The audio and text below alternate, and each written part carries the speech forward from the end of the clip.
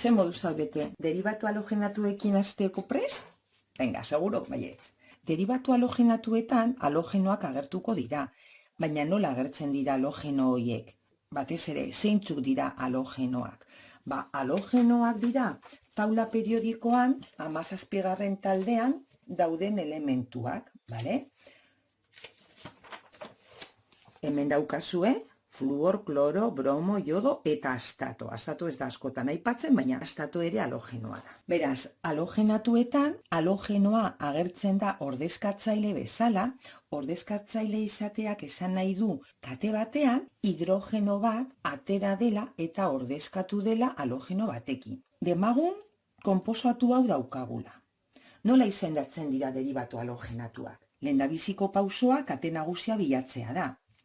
Eta kasu honetan ez dago inongo zalantzarik hau izango dela gure kate nagusia. Bigarren pausoa da identifikatzea ze posiziotan dagoen halogenoa, kasu honetan bromoa. Ikusten duzuen bezala, hemendik ezkerretik hasten baldin bagara zenbakitzen karbonoak, honek izango luke laugarren zenbakia. Berriz, alde honetatik zenbakitzen hasten baldin bagara, lehendabiziko karbonoan egongo litzateke. Eta zoin hobesten dugu, beti bezala lokalizatzaileri txikienak ematen dizkiguna. Beraz, hau izango da bat bromobutanoa. Kloro balitz, bat klorobutanoa jarraian. Jodo balitz, bat jodobutanoa. Ados. Ikus dezagun zailtasun txiki batekin. Demagun konposatu hau daukagula, HCCl3. Beste modu batean idazteko litzateke hau. Hemen ja ikusten ditugu lotura guztiak. Beraz, hemen zer daukagu? 3 kloro. Formula luzeagoa balitz, hemen agian idatziko genuke kloro, kloro, kloro. Ikusteko zein den lehendabiziko izkiaka. Hau zein litzateke? CH4, hau da metanoan, 3 hidrogeno ordezkatu dira kloroarekin. Orduan, hau litzateke, nahi baduzue, bat, triklorometano. Baina metanoa denez, beti egongo dira ordezkatzaileak lehenengo karbonoan. Beraz, hori ez dugu aipatzen. Eta aipatzen duguna da triklorometanoa. Eta ikusi honek izen berezia duela, kloroformoa da. Demagun, konposatu hau daukagula. CH3, C, bigarren edo karbono honetan bi hidrogeno ordezkatu dira kloro eta fluorarekin, beste karbono honetan kloroarekin, eta hemen daukagu lotura bikoitza eta CH2. Logikoa denez, kate nagusia hau da. Eta orain, ikusi behar dugu nondik hasten garen zenbakitzen. Hemendik hasten baldin bagara, fluor eta kloro hauek izango dute bigarren posizioa eta kloro honek hirugarren posizioa. Baina lotura bikoitzak izango luke hirugarren posizioa. Eta beti zenbakitzen ditugu karbonoa kontuan hartuta lotura bikoitzek edukitzea zenbakirik txikiena. Guzti hau da momentu, zeren gero jungo gara ikusten badaudela beste lehentasunak, baina momentuz, olako konposatuetan lehentasuna lotura bikoitza dauka. Bi zenbakiak berdinak baldin badira eta baldin badaude, bikoitzak eta hirukoitzak, bikoitzak irabazten du. Eta gero beste ordezkatzaile guztiak orden alfabetikoan adierazten ditugu. Ondorioz, hau litzateke lehenengo karbonoa, bigarrena, 3 eta 4.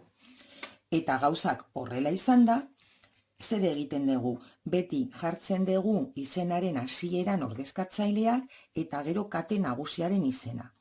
Kate nagusia hemen ze izango da?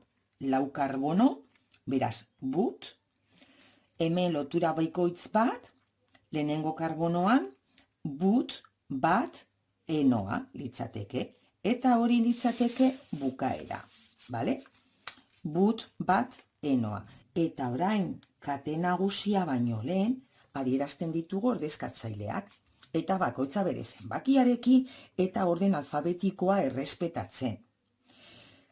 Kontu, zeren hainbat ariketatan ikusten baldin badituzue erderaz eginak daudenak, Sortzen dira arazoak jodoarekin, kloroarekin, bai? Zeren K eta Y batzutan hartzen dute.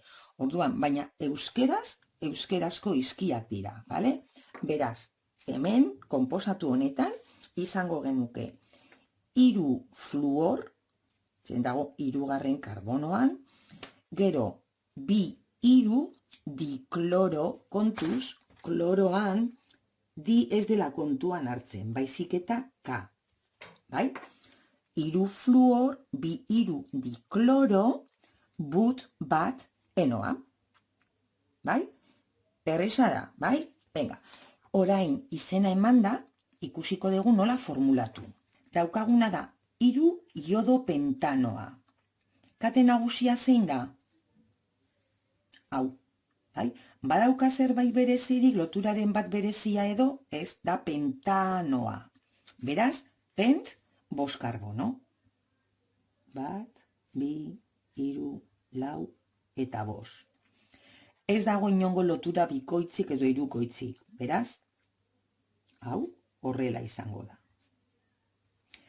Gero, erreparatzen diogu aurrean daukan aurrizki honi eta honek ematen dizkigu ordezkatzailea. Kasu honetan, ordezkatzaile bakarra daukagu 3. karbonoan eta da jodoa. Bale? 3. karbonoa zein izango da? Guk nahi deguna pentanoa denez guk erabakitzen dugu alde batetik ala bestetik hasi. Ni hasiko naiz hemendik 1, 2, 3 eta hemen jodoa. Eta orain, 3. pausoa bukatzeko egiten deguna da faltatzen diren hidrogenoak gehitu. Hemen 3 hidrogeno, hemen 2, hemen bakarra, zergaiti zeren ja 1, 2, 3 eta 4 hidrogenorekin. Hemen H2 eta H3. Vale? Eta hau izango litzateke gure konposatua. Nahi baduzu idatzi, agian beste modu honetan, CHI hemen idatzita, hau litzateke formula erdi garatua. Ados? Jun gaitezen beste batekin. Hemen, hau komplikatua da. Baina ikusiko duzue erreza dela, gero, bale? Irakurriko dizuet 3 fluor, 4 kloro, 3 metil ziklopentenoa. Hemen gauzak hasten dira komplikatzen, bai? Bale, hemen lehen bezala lehendabiziko pausoa zein da? Kate nagusia identifikatzea. Zein da? 3 fluor, 4 kloro, 3 metil? Guzti hauek ez dira kate nagusia. Kate nagusia hasten da hemen. Beraz, kate nagusia da hau. Ziklopentenoa. Eta hori da irudikatuko deguna lehendabizi, bai? Ziklopenteno, 5 karbono, gogoratu erpin bakoitzean karbono bat dagoela, gero nahi baduzu idatziko dugu hau erdi garatuan, bale? 5 karbono pentenoa, bai? Honek esan nahi du lotura bikoitz bat dagoela. Ez diguten nun dagoen esaten. Zergaitik ez da beharrezkoa, penteno baldin bada, guk finkatzen dugu puntu batean, eta karbono bat izango da lehendabizikoa eta bestea bigarrena. Ados? Orduan, ni hasten naiz konsideratzen dut hau lehendabizikoa eta bigarrena bai edo bai hau izango da. Ados? Eta ja daukat kate nagusia irudikatuta eta orain begiratzen ditut aurrizkiak eta hemen ikusten ditut ordezkatzaileak. 3 fluor, 1, 2, 3, hemen fluor bat. 4 kloro, hemen. 3 metil, hemen. CH3, eta hau da gure konposatua. Nahi baduzue beste modu batean, idatzi dezakegu horrela litzateke CH, CH, C, honek dauka fluor eta metilo hemen, hemen CH, Cl, CH2, Ados, eta orain birpasatzen dugu karbono guztiek 4 lotura besterik ez edukitzea, bai? Karbono honek 1, 2, 3, 4. Karbono honek 1, 2, 3, 4 hidrogenoarekin. Beste hau 1, 2, 3, 4. Beste hau 1, 2, 3, 4 hidrogenoarekin. Eta beste hau 1, 2, 3, 4. Ados, askotan horrela idazten dugunean, batzutan basartzen ditugu lotura gehiago, bai, lau baino gehiago. Eta modu honetan egiaztatzen dugu. Eta bukatzeko azken adibidea, hemen daukaguna da lau isobutil, iru diklorohexa, bat lau dienoa. Lehendabiziko pausoa izango da kate nagusia aurkitzea. Bale, hemen hasten garenean horrela hauek dira ordezkatzaileak. Eta hemen diklorohexa, bale, hemen. Bai? Hau izango da gure kate nagusia. Gure kate nagusia hasiko da beti hexabuta horrela hasiko da. Beraz, hemen daukaguna da hexa bat lau dienoa. Dienoa, orduan hemen lotura bikoitzak. Bi lotura, nun daude? Lehenengo eta bigarren karbonoan.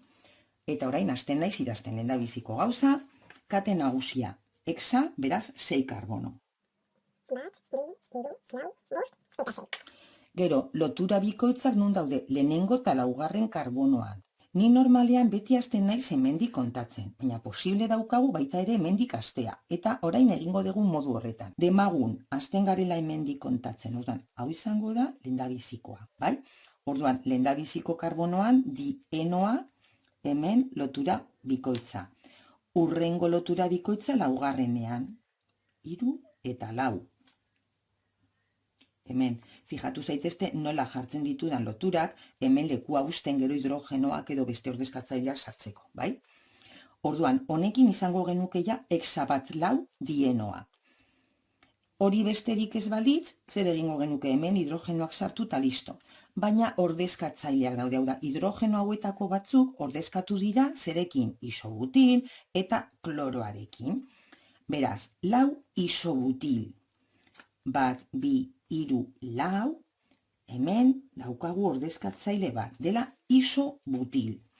Gogoratzen baldin baduzue, isorekin hasten diren ordezkatzaileak esan nahi du bukatzen dela CH, CH2, CH2. Eta honek esaten dugu guztira zenbat karbono dauden. Beraz, badaude lau karbono. Beraz, izango da bat, bi, eta CH2, CH2, eta orain faltatzen diren hidrogenoak, bale? Guzti hau isobutil, bale? Eta gero, iru dikloro, bat, bi, hiru kloro bat, eta hemen beste kloro bat.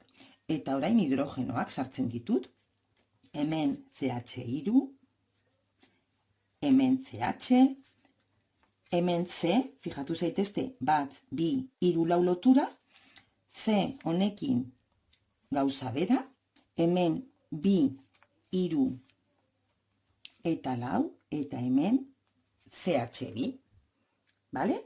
Pues hau da lau isobutil, iru dikloro hexa bat lau dienoa. Bueno, ze erreza da baietz, venga, gero arte.